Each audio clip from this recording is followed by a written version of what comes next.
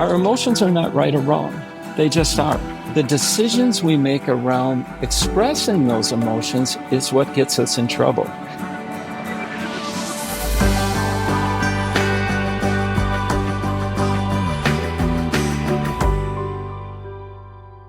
Hi, welcome to Resonate, Conversations and Life Lessons from Rancho La Puerta. I'm your host, Barry. My special guest today is Dr. Rick Aberman. He is a performance psychologist with over 3 decades experience working at the intersection of neuroscience, leadership, and elite performers. Rick has worked with top athletes, including the Minnesota Twins and the Minnesota Vikings. He's worked with executives and he's worked with organizations. He helps them to unlock potential through mindset, emotional intelligence, and behavioral science. Whether you're leading a team, a group of performers, or striving for personal growth, I think you're going to find today's conversation thought-provoking as it blends science, strategy, and real-world insight.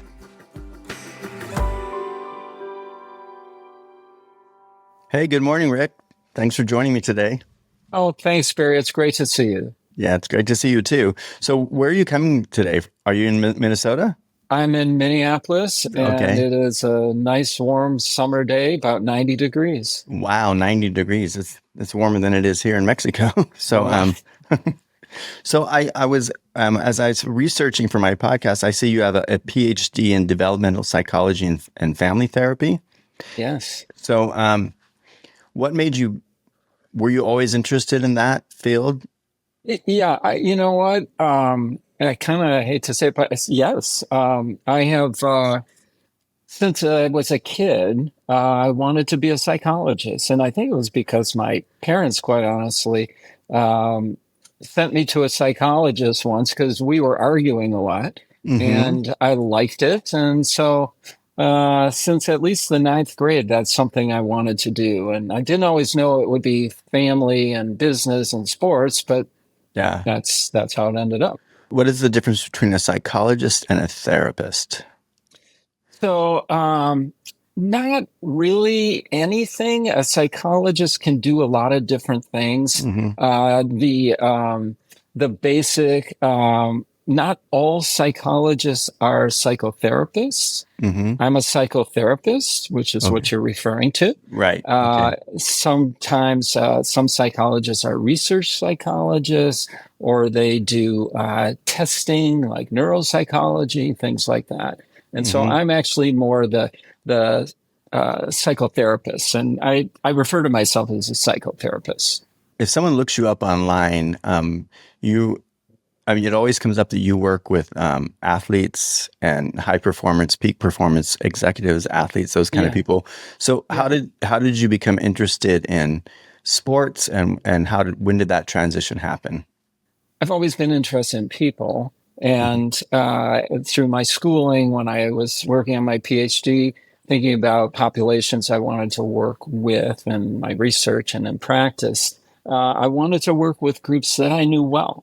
And I've always been involved in sports. I was a runner, not a great runner, but, I knew that a lot of my running colleagues and friends weren't necessarily terribly introspective or understood how to manage internal conflict all that well, other than pushing through it. So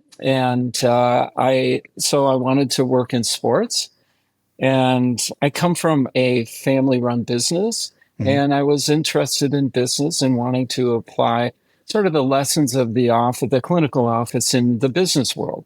And so as I started my career at the University of Wisconsin, I was a psychologist for their athletes, their coaches, their department, both individually and organizationally.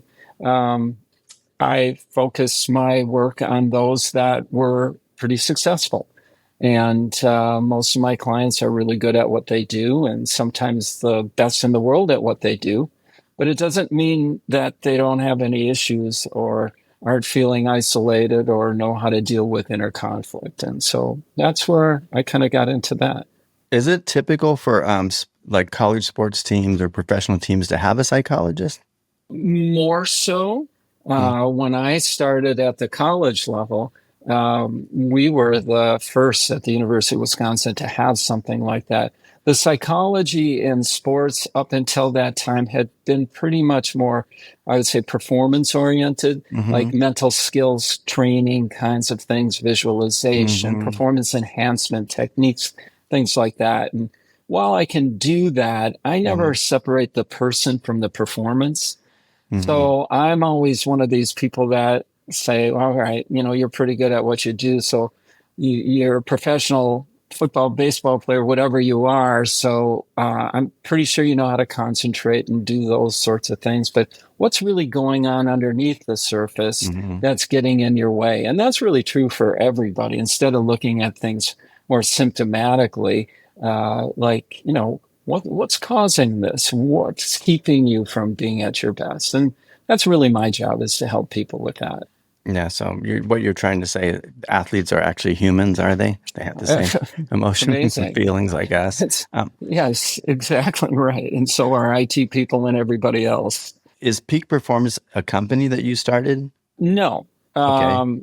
Peak Performance is, I was the director of Peak Performance, which is what the Minnesota Twins gave me as my title, Okay. in part because when I started, they didn't want to say psychologist because that implied that they were having problems. Oh, I see. And Yeah. sort of this was the old stigma that still exists in to some degree. Right. But in those days, it was something that was kind of outside the box Right. and was all about dysfunction versus helping people be Right. as happy as they could be. Do you work with coaches and players, and do they seek you out, or is it kind of like they're assigned to you?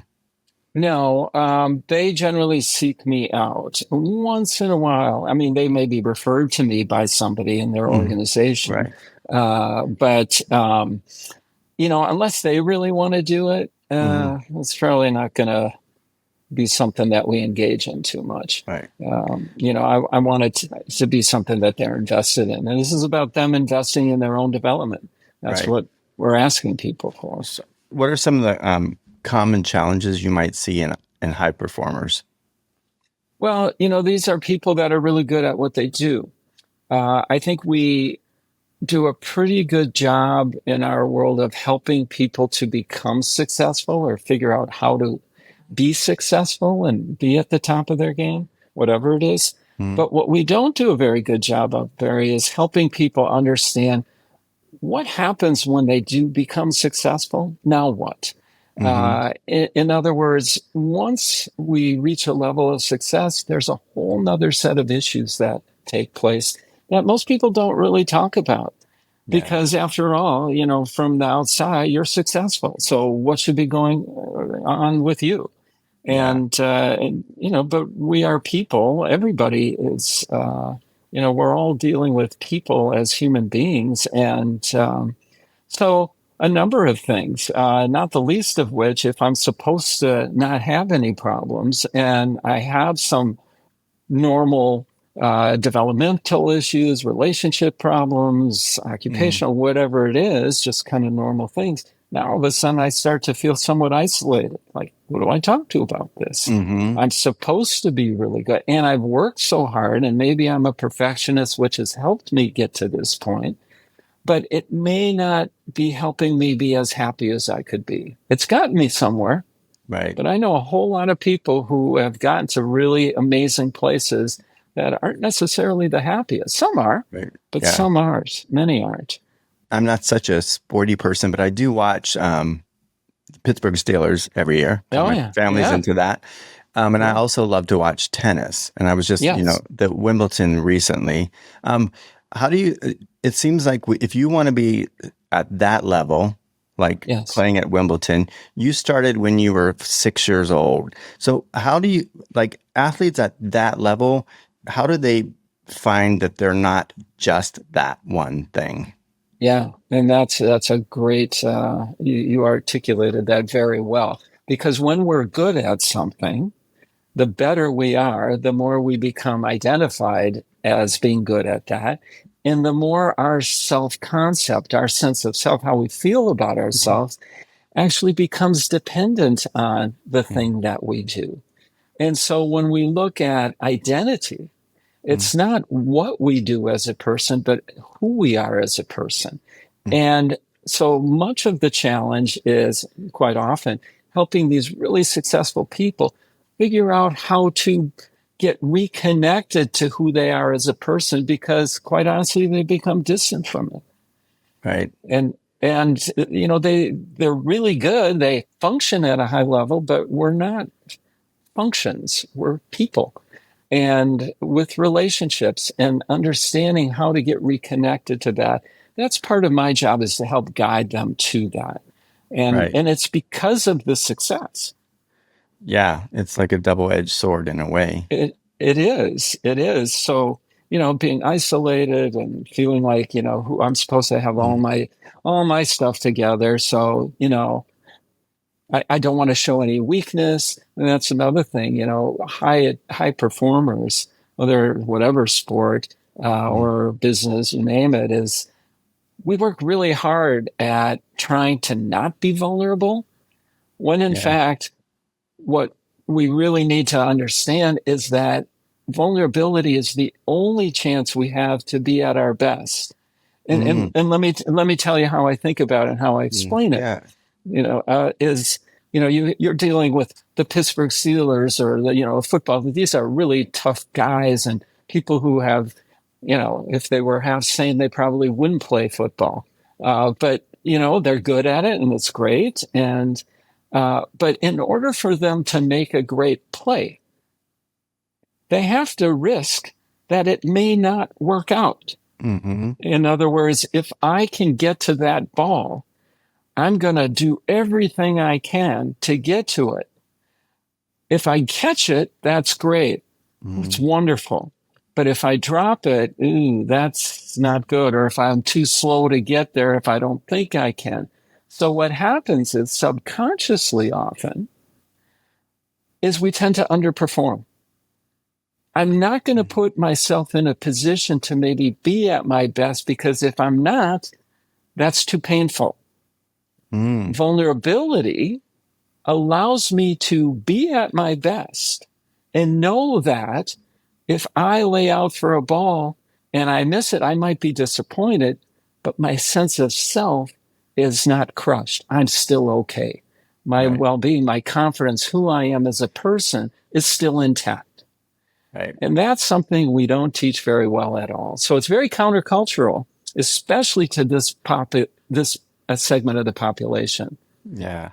Because at the Wimbledon final, it was Alvarez and Sinner, and like I think probably a lot of people thought Alvarez was going to win, and like Yeah. they're both insanely amazing, but Yes. when you're just because a few shots and now you're number two and no one talks about you, all of a sudden you Right. just disappear, and yet So you're number you're two. probably just as good. It was just a few things, right? So Yes. that's got to be such a head trip for people.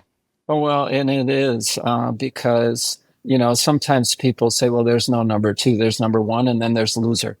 Yeah. And so, as you work so hard, whether it's for 4 years in an Olympic or you work in your career for all these years, you get to this level, and you allow the results to begin to define you. Right. That's the kind of craziness that you start to deal with. We can watch from our, as fans and say, well, that's silly. You're number two in the world. But I have Right. people that come to me that are number two in the world, and that's not good enough. And I Right. get that. I get And that I'm too. not, Yeah. I understand that. But we have to help them figure out how to stay connected to oneself. And tennis is funny. I work with a lot of tennis coaches and college Yeah. tennis, and yeah, and it's great. And so I have a chance to help in the development of players. It's fun. You talk about emotional intelligence, Yeah. and I've seen some of your interviews. So, Mm. what is your definition of emotional intelligence? Because people use that term all the time. Yeah, sometimes I think back to the days where I'd give a talk and I'd say, how many people have heard of emotional intelligence? And like nobody. And Right. now, of course, everybody has some understanding, Right. half of which I don't recognize. But Right. so my definition, there's a couple. One is how to be able to stay focused on your goal in the face of often competing emotions. Mm. Okay. So we can feel a bunch of feelings all at the same time. I can be excited that I'm going to have a new job, Mm-hmm. but I can also feel sad that I'm leaving the people that I've been with for quite some time. Mm-hmm. Emotional intelligence is staying focused on your goal, even though you have that conflict. In other words, I'm going to push for growth in my own development to take the next opportunity that's better for me versus not taking that and staying with something that I'm not, that's more predictable. Right. So that's to me is one of the biggest things. Yeah. So I also there's a lot when you're talking about athletes or high performers that Mhm. self-talk is important or visualization is important. Yeah. And Yeah. does self-talk come before emotions or do emotions create the self-talk or does it go Yeah. both ways? Well, it kind of goes both ways, but now we're really splitting hairs here. So when we look at things physiologically, Mm-hmm. the brain, we feel first. We process emotions. We experience emotions first. And it's kind of, we're wired that way, the fight or flight. Right. So we don't want to have to think a lot about getting out of a survival situation. We just want to respond. In fact, and sometimes that works for us and sometimes it doesn't. Right. So we actually, we experience the emotions first. Okay. And then it's like hundredths of a second later, we are able to process more cognitively, identify what that emotion is. So it happens really, really quickly, seemingly as if it's both at the same time. Realistically, it's just lagging. The thoughts lag a little Mm-hmm. bit. Now, our thoughts tend to reflect our emotions. Now, our thoughts can also, thoughts and beliefs and things like that. We get a little bit more blurry between a thought and an emotion and Mm-hmm. things like that. But they influence one another. Right. So I think self talk is important. To me, it's less in terms of success, it's more in terms of where am I actually at? What is my state of mind now? Like, are my thoughts helping me attain my goals or are Mm-hmm. they inhibiting me Right. from achieving my goals? And so that's kind of where I think it's helpful to pay attention to the self-talk. Right. Trying to convince myself I can do something generally doesn't work so well. Right. You're a tennis player. Um, you know, if you think about whatever you do, don't hit this particular shot, don't hit the ball there, chances are you're likely to hit the ball there. Right. Golfer's experience, whatever you do, don't hit it in the water. I get up there and where does it go? In the water. It's like I told myself that, but it's emotional and it's subconscious. And Yeah. so that self-talk can reflect an internal insecurity. Like, Mm. how come I'm not confident here? Like, what? I'm trying to convince myself to be confident. I shouldn't Right. have to do that. And so that's something that we can, look at a little bit deeper. Yeah. So I it's guess. information. Yeah, I'm probably overusing tennis examples because I just watched Okay. that, but um, Yeah, I that's all also right. noticed that like there's a player and let's say he double faults and then he Yeah, misses the next shot. You can I almost saw that. predict he's going to lose that game. Is it Hmm. because is it the emotions he's having about missing those shots that is a self-fulfilling prophecy then? Because I see that in football too. It's like that it just energy. You can see the energy change. Yes. And that's great description because that's what's so cool about sports.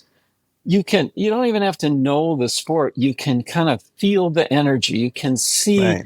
momentum and how people carry themselves, the speed of play, the posture. These are kind of, Right. sometimes they're overt behaviors and sometimes, they're just sort of more subconscious Mm. behaviors. And um, so what happens is that when I'm doing the double falter thing, I have the thoughts, but I also have the feelings. And with feelings and emotions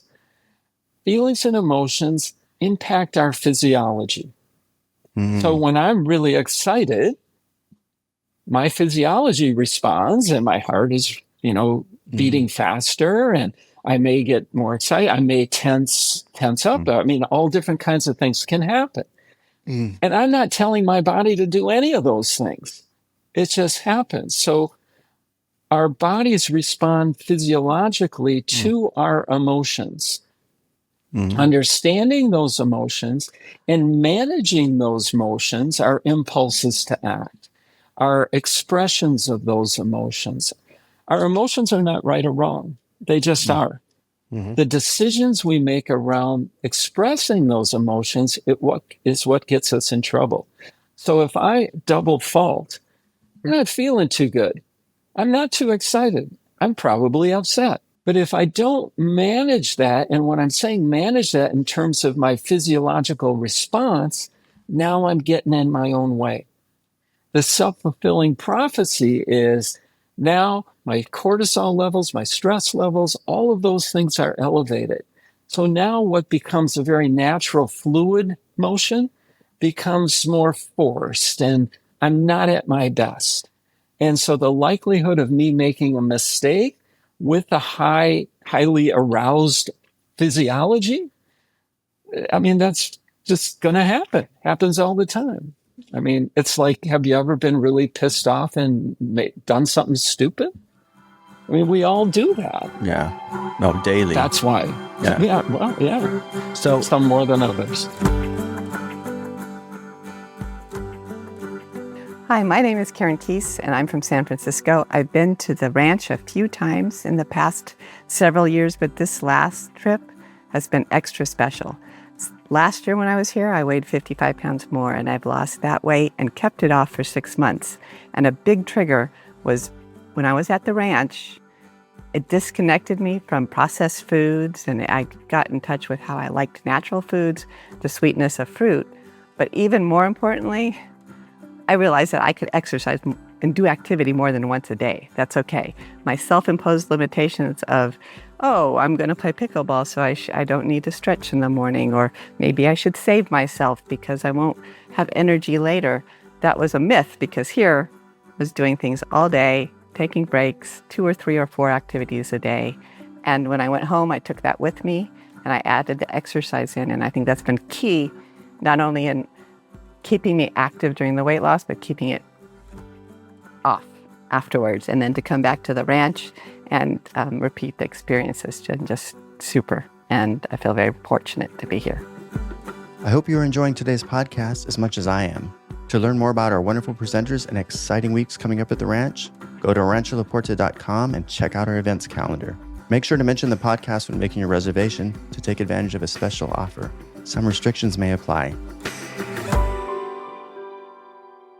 So how do you help a person in that position? And I mean, it doesn't even have to be an athlete. Like, for example, I might get up one morning and I get a bad phone call, and then something else goes wrong in the day. And sometimes I feel like I just might as well go back to bed because this day is going to continue to go this direction. It could, if we continue to reinforce the thoughts, the feelings, and the actions.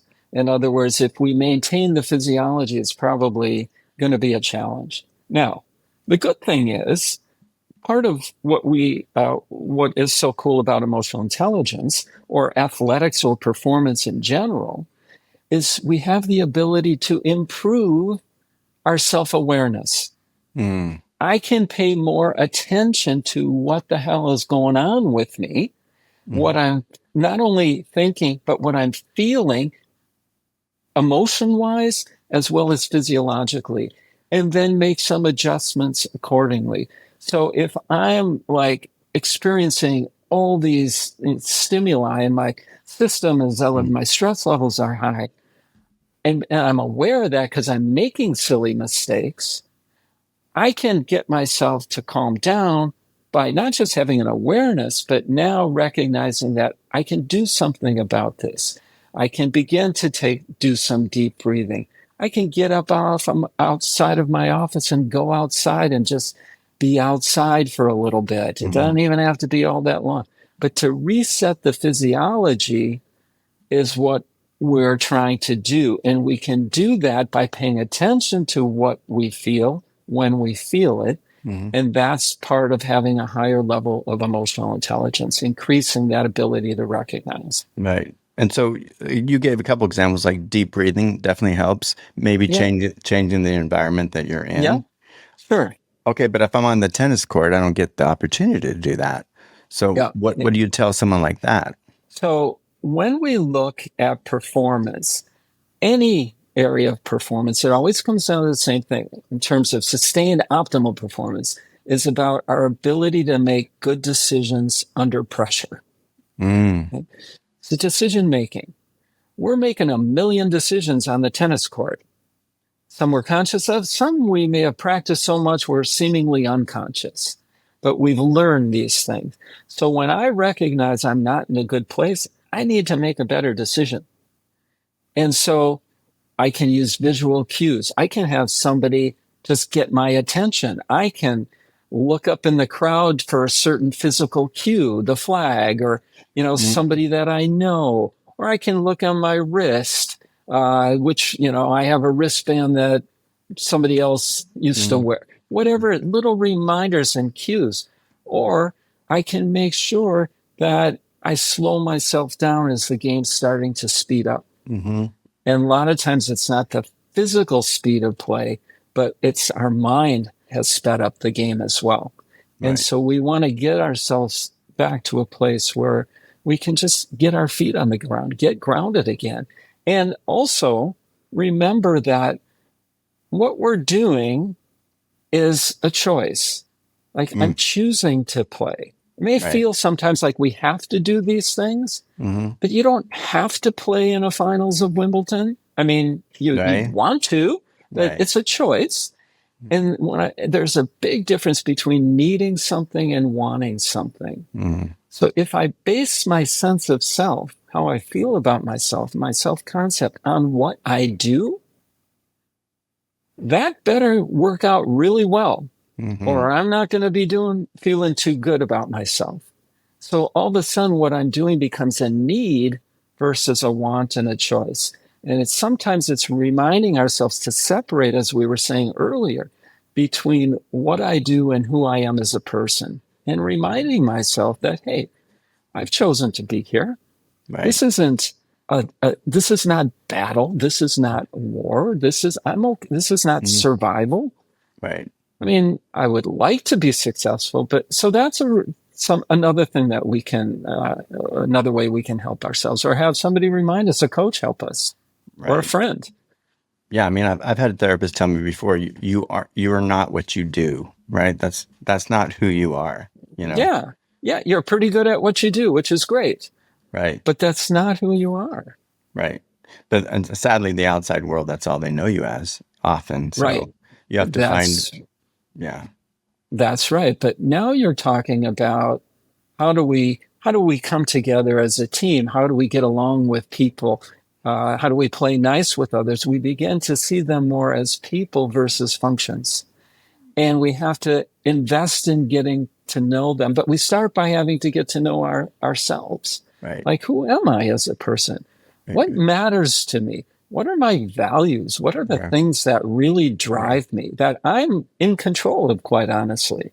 Right. I'm not in control of the results, but, if honesty is important to me, that's something that I can live and practice every day. And so when we live in alignment with those things, we're going to not only do better, we're going to be happier. Right. And so getting to know people from a leadership standpoint, or from a coaching standpoint, or a teammate, is about not just learning about what somebody does, but what matters to them. Right. What are they about?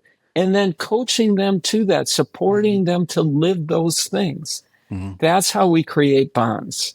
And that's how we create more cohesive teams. Yeah. Now, and you wrote a book about coaching, right? Yeah. Yes. Yeah. Some time ago, Why Good Coaches Quit. which really started out as a talking about clients I'd see in my office, because I only see so many, but they're so representative of such a larger number. And I actually co-wrote the book with a friend and colleague of mine, John Anderson, who is a college baseball coach who just retired and is in the Coaching Hall of Fame after some crazy number of years, 40 years. And but a lot of my world is helping leaders figure out how to bring out the best in others. That's really the job of a leader. That's your job. That's other people's job. And we have some influence in that. We can enhance that ability or we can inhibit it. But we have to understand ourselves and then begin to understand how other people, how other people work and what they're about. And it's, a lot of performance world talks about motivation. And it's not how motivated you are, it's what kind of motivation. Is it more internal motivation or is it external motivation? And we know from all kinds of research that when we talk about sustained optimal performance, unless you really want to do it yourself, it's not going to last. And so we try and teach people how to be internally motivated in a highly externalized world. That's really the challenge. That is a challenge. And when we do that, that's a lot of fun. And we can see some amazing results. When I was in school, they called that intrinsic motivation. Yep. One of the things I wanted to ask you about is if you're a peak performer or like a professional athlete, you might have 5 to 10 really good years. And then you have to transition to something else. How do you help people with that transition, especially with their identity so wrapped up in who they have been? This is a little bit more helpful for people if we can be a little more proactive. So we start well before helping them learn more about themselves as a person, being able to separate that function from the person while they're playing, because that's going to allow them, one, to be at their best, two, if they get injured suddenly and something happens and they have to